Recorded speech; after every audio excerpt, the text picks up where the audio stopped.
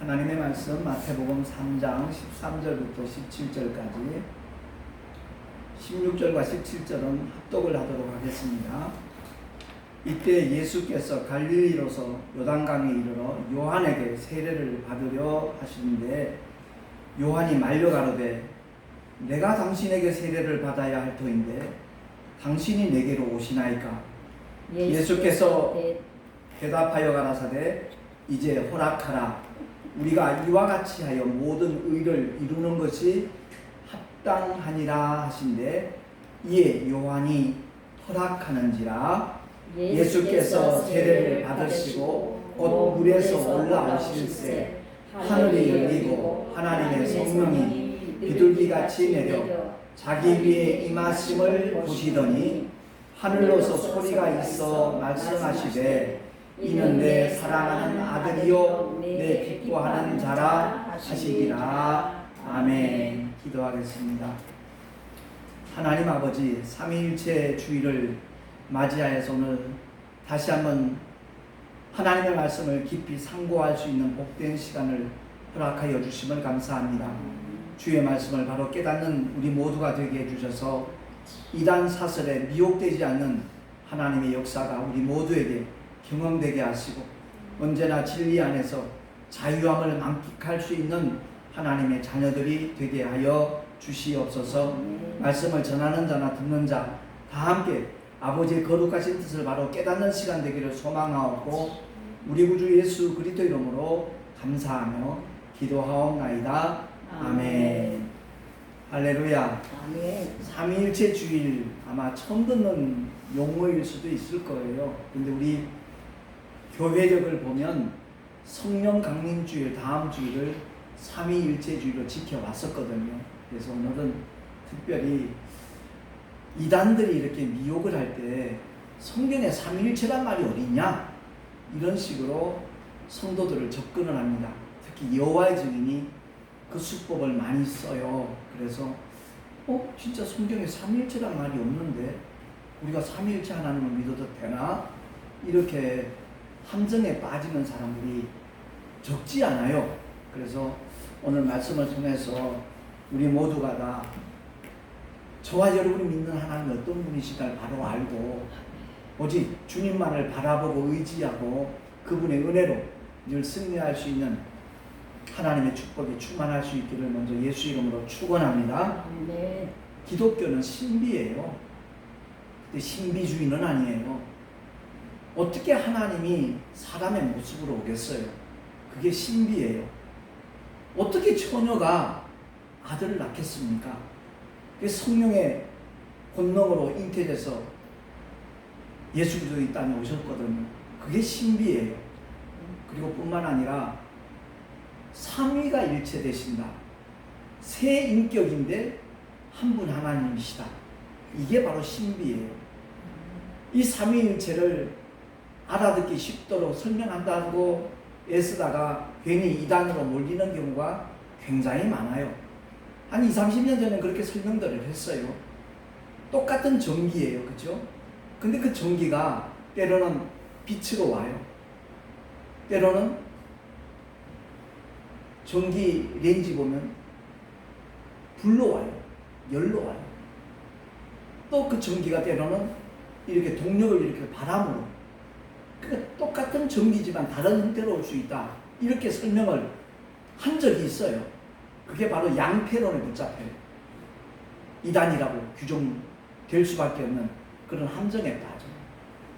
또 여러분 이런 설명도 아마 들었을 거예요. 물과 수증기와 얼음은 똑같은 H2O인데 분명히 모양이 다르지 않느냐. 성부와 성자 성령 하나님도 이런 이치다라는 식으로 설명들도 했어요. 그건 역시도 양태론에 빠져요. 성부 하나님, 성자 하나님, 성령 하나님 세 분 아니냐? 삼신론 얘기하는 사람도 또 없잖아요. 있어요. 그거 아니에요. 따라합시다. 삼위일체는 신비다. 인간의 어떤 말로도 표현할 수 없고 설명할 수 있는 게 삼위일체 하나님이에요. 그래서 오늘 말씀을 통해서 우리 모두가 다 교리가 아닌 지금 하나님께서 우리에게 교리를 주신 적이 없어요. 하나님의 말씀을 주셨어요. 그러니까 공관복음은 바로 마태와 마가와 누가라는 주님의 제자들이, 주님의 일꾼들이 자기가 보는 관점에서 똑같은 사건을 조금 다른 모습으로 이렇게 소개를 하고 있지요. 그리고 사도 요한은 거기에다가 신학적인 사상을 가미해서 철학적으로 표현한 게 제4복음서라고 말해요. 요한복음이에요. 그래서 복음서를 통해서 우리 하나님이 어떤 분이시고 그분이 이 땅에 왜 오셨으며 어떤 일을 하셨고 그 이름을 믿는 자들에게 어떤 결과가 주어지는가 하는 것을 바로 아는 게 주님이 원하시는 믿음의 모습이에요. 우리 모두가 그 은혜를 사모하며 말씀을 따라가는 하나님의 사람들로 살아갈 수 있기를 소망합니다. 그래서 삼위일체를 교리적인 면으로 접근하려고 하지 말아야 돼요. 오늘 본문을 통해서 마태는 똑같은 시간, 똑같은 공간에 삼위 하나님이 이렇게 함께 등장하는 모습을 이렇게 서술을 해주고 있어요. 그래서 제가 16절, 17절은 우리가 합독하자 그랬거든요. 제가 다시 한번 읽겠습니다. 예수께서 세례를, 침례를 받으시고 곧 물에서 올라오실 때, 그 요단강에서 물속에 잠겼다가 올라오시는 누가 계셔요? 성자 하나님이 계셔요. 그리고 하늘이 열리고 하나님의 성령이 비둘기같이 내려서 성자 하나님 앞에 임하심을 이렇게 봤어요. 뿐만 아니라 하늘에서는 성부 하나님의 음성이 들려요. 이는 내 사랑하는 아들이요 내 기뻐하는 자라. 아멘. 삼위이신데 본질은 같아요. 한 분 하나님이시대요. 그분이 천지를 창조하셨고 그분이 우리를 구원하셨고 그분이 장차 우리를 산자와 죽은 자를 다 심판하실 것이고 하나님의 뜻을 깨닫고 회개하고 예수 이름을 믿는 자들은 하나도 잃어버리지 아니하시고 아버지의 영원한 집에 데려가시는 것이 성부, 성자, 성령 하나님의 삼위가 일체되신 하나님의 가장 궁극적인 뜻인 줄로 믿으시기 바랍니다. 그 믿음 갖자는 거예요.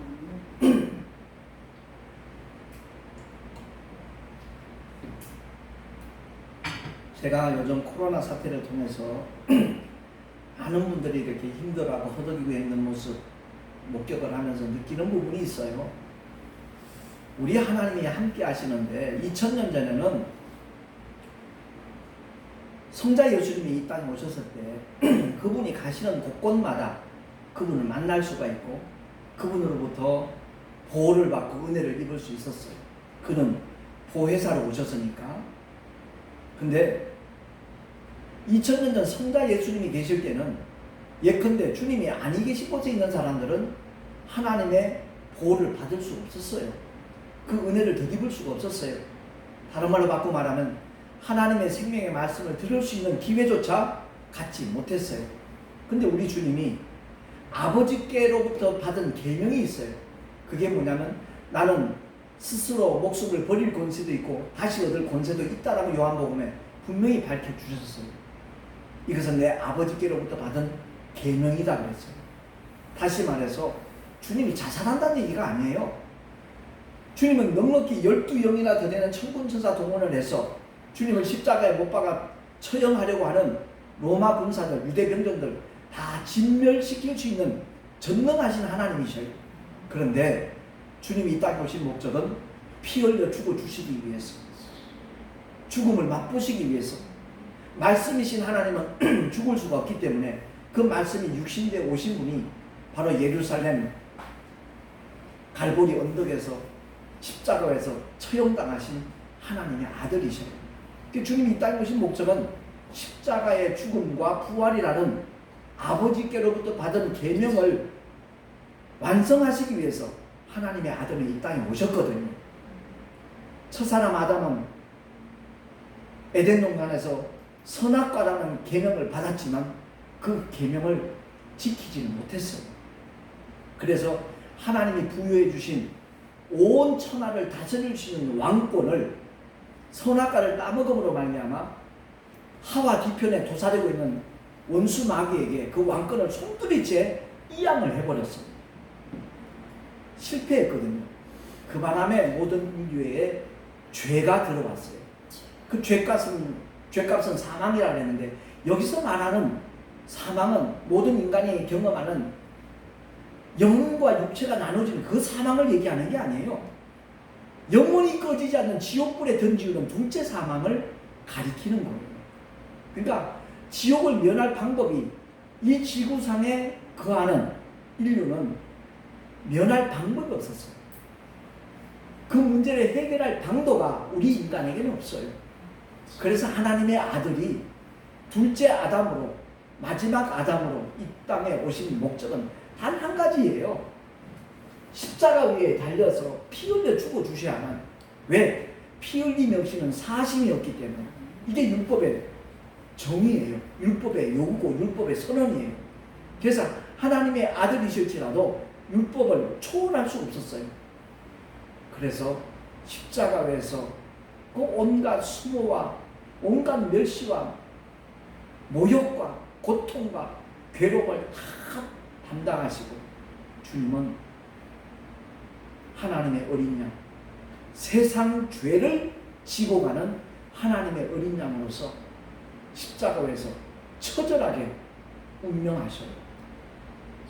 운명하신 직전에 하신 말씀, 다 이루었다. 그 인류의 죄를 다 처리하셨다, 이 말씀입니다. 그러시고 난 다음에 부활 승천하셔서 주님은 아버지 보좌로 다시 올라가셔요. 올라가시면서 하신 약속이 다른 보혜사를 너희에게 보내주겠다. 그 다른 보혜사가 성령 하나님이셔요. 누구든지 예수 그리스도를 믿고 회개만 하면 성령 하나님 모실 수 있는 요건이 갖춰져요. 그 자격이 주어져요. 우리의 노력과 수고와 전혀 무관해요. 오직 주님이 우리를 위하여 행하신 하나님의 큰 일을 우리가 인정하고 받아들이기만 하면 단번에 죄로 얼룩져 있던, 지옥으로 떨어질 수밖에 없었던 우리의 영혼이 거룩해지는 겁니다. 할렐루야. 그게 하나님의 은혜예요.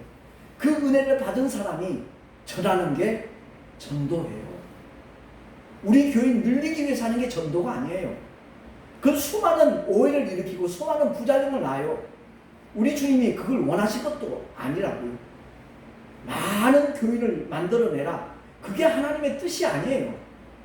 사도 바울은 3년마다 다른 지역을 옮겨서 복음을 전파했어요.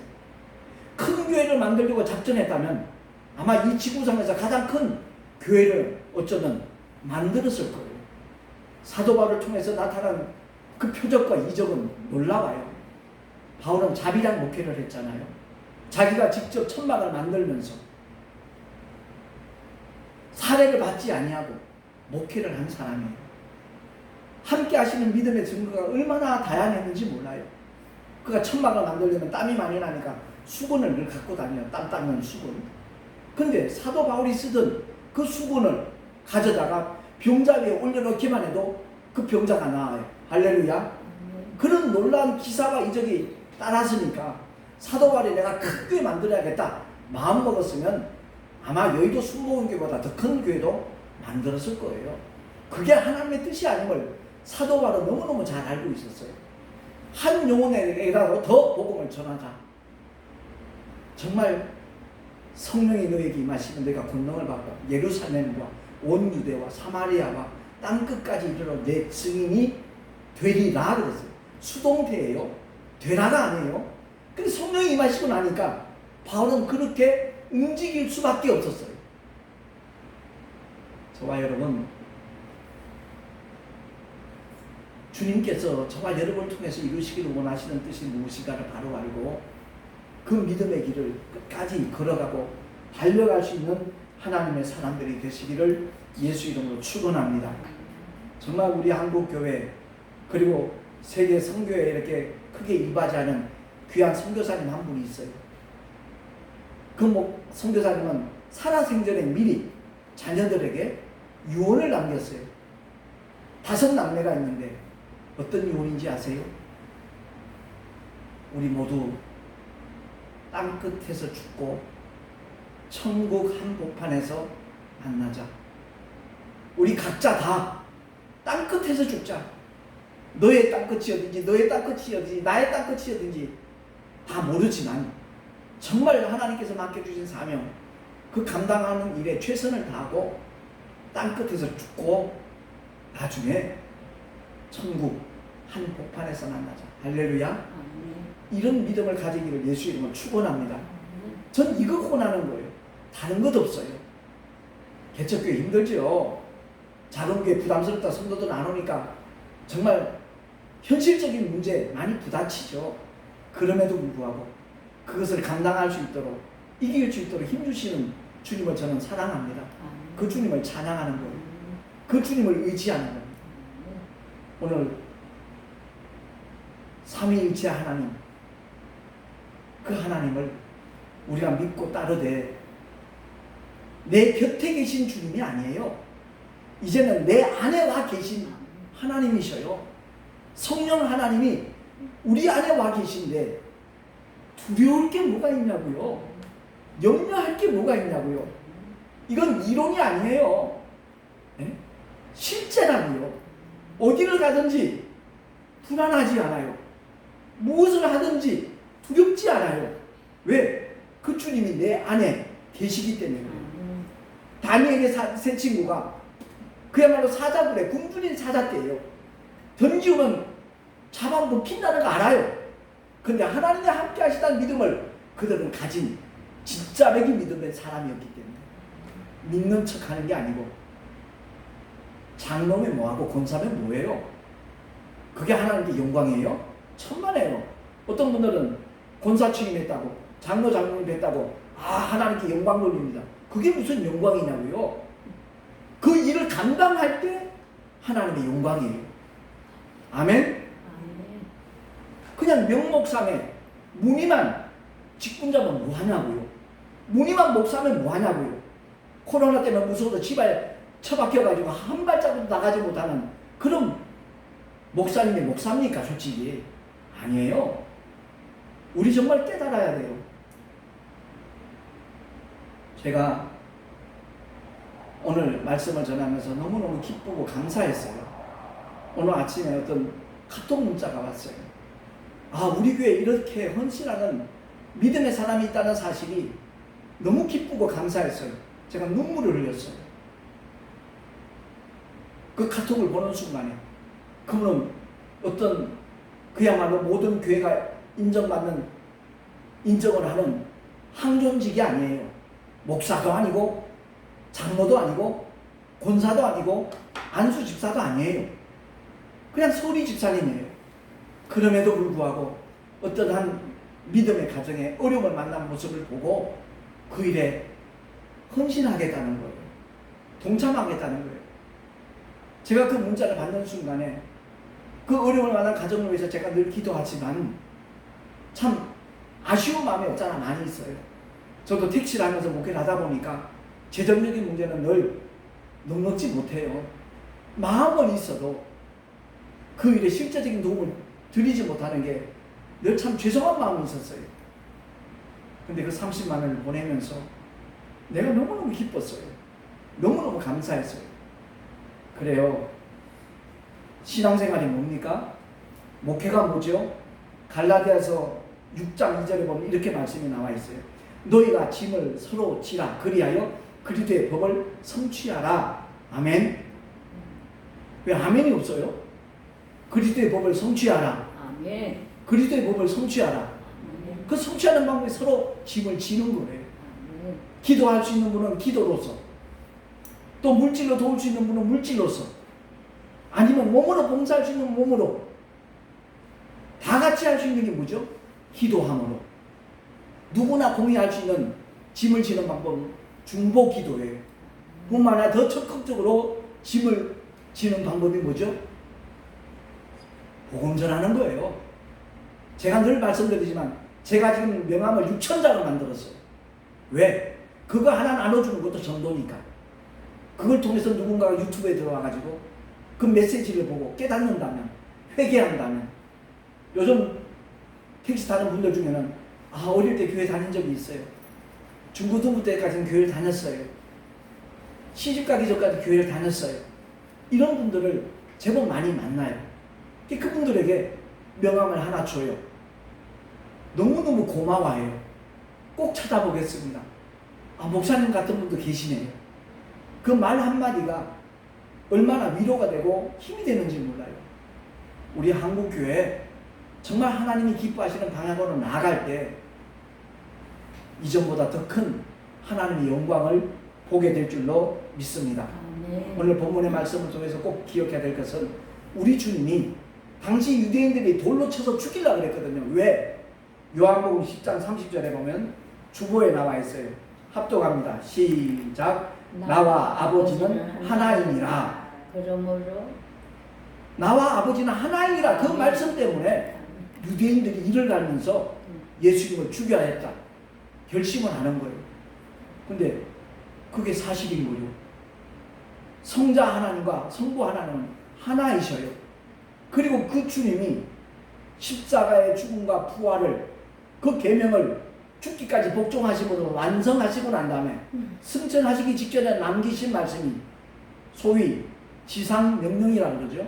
자, 마태복음 28장 19절 20절 시작. 그러므로 너희는 가서 모든 족속으로 제자를 삼아 아버지와 아들과 성령의 이름으로 침례를 주고 내가 너희에게 분부한 모든 것을 가르쳐 지키게 하라. 볼지어다 내가 세상 끝날까지 너희와 항상 함께 있으리라 하시니라. 아멘. 제가 요즘 기도하면서 깨닫는 게 하나 있어요. 하나님께서 왜 나와 이렇게 함께 하시는 믿음의 증거를 확실하게 보여주시는가? 바로 그거구나. 예전에는 세미나 가서 많은 거 배워가지고 막 가르쳐 드리려고 했어요. 근데 지금은 그게 아니에요. 주님이 분부하신 것을 가르쳐 지키게 하려고 제가 몸부림을 쳐요. 이 지상명령 그 말씀을 따라 내가 움직이려고 몸부림을 쳐요. 그뿐만 아니라 정말 복음을 전파하기 위해서 애쓰고 있어요. 볼지어다 내가 세상 끝날까지 너희와 항상 함께 있으리라. 이 말씀은 많은 영혼들이 주님의 제자가 되기를 원하는 마음으로 복음을 전하려고 몸부림치니까 터키도 다녀왔지만 사실 위험지역이에요. 3년 전에 내가 그 현장의 경험을 다 확실하게 말씀을 안 들어서 그렇지 어떤 터키인이 그러더라고요. 당신은 단순한 관광객이 아니다. 분명히 무슨 사명을 갖고 이 땅에, 이 터키 땅에 방문한 사람 같다. 나도 모슬림이지만 이 모슬림의 엉터리를 안다. 모순점을 너무너무 잘한다. 그래서 내 속으로는 크리스찬이다. 그 얘기를 하면서 이 전도하는 거 좀 조심해야 될 것 같다. 이 말을 하더라고요. 그 말을 들으면서 제가 참 감사했어요. 바알에게 무릎 꿇지 않은 7천인을 터키 땅에다 하나님이 두셨구나. 이 생각이 딱 드는 거예요. 그렇습니다. 제가 수많은 호흡기 질환자들 그 좁은 공간 팩스 안에서 만나지만 하나님이 지켜주시는 분명한 이유가 바로 이거구나. 한 영혼이라도 더 주께로 돌아오기를 원하는 마음으로 복음을 전파하니까 하나님께서 세상 끝날까지 항상 함께 있어야 말씀하신 그 말씀을 그대로 이행을 하고 계시고 할렐루야. 저는 그게 너무너무 기쁘고 감사해요. 그리고 이제 말씀을 매듭 짓겠습니다만은 예배를 드릴 때 요즘 현대교회는 마지막에 축도를 하잖아요. 이게 그냥 만들어지는 것이 아니에요. 사도 바울이 오늘 본문에도 나와 있죠. 맨 마지막에 기록을 해놨죠. 고린도 후서 13장 13절에 보면 합독을 합니다. 우리 한번 축도 같이 한번 하십시다. 시작. 주 예수의 은혜와 하나님의 사랑과 성령의 교통하심이 너희 무리와 함께 있을지어다. 아멘. 주로 목사님들이 하는 걸 갖다가 여러분 같이 했어요 지금. 그래요. 여기 보면 조금 우리 한국인 그 유교적인 사상에 젖어 있는 사람들 조금 이상하다 하는 부분 없어요? 있을지. 다른 게 아니고 아버지가 먼저 나와야 될 텐데 아들이 먼저 나와요. 그죠? 주 예수의 은혜와 이를 가리켜 어떤 목사님이 그렇게 표현을 해요. 따라합시다. 거룩한 무질서. 따라하는 거 다 아침대로 안 드셨나? 거룩한 무질서. 거룩한 무질서. 질서의 하나님이신데 이건 거룩한 무질서예요. 아들의 은혜가 앞서요. 그 아들을 보내신 아버지의 사랑이 그 다음에 따라와요. 그리고 현재 지금 우리와 함께 하시는 성령의 교통하심이 맨 나중에 등장을 하지요. 삼위가 일체 되신 하나님 한 분이신데 우리 모두가 다 주님 안에서 내 안에 거하시는 성령 하나님의 인도하심과 가르치심을 쫓아서 끝까지 주님을 따라가고 달려갈 수 있는 하나님의 사람들이 될 수 있기를 예수 이름으로 간절히 축원을 드립니다. 네. 기도하겠습니다. 말씀을 생각하면서 우리 함께 잠시 기도하는데 정말 간절한 마음으로 들어주셔서 우리 합심하여 기도합니다. 우리 그 도바울 선교사님 아들 예찬입니다. 벌써 투병이 3년이 지나가고 있습니다.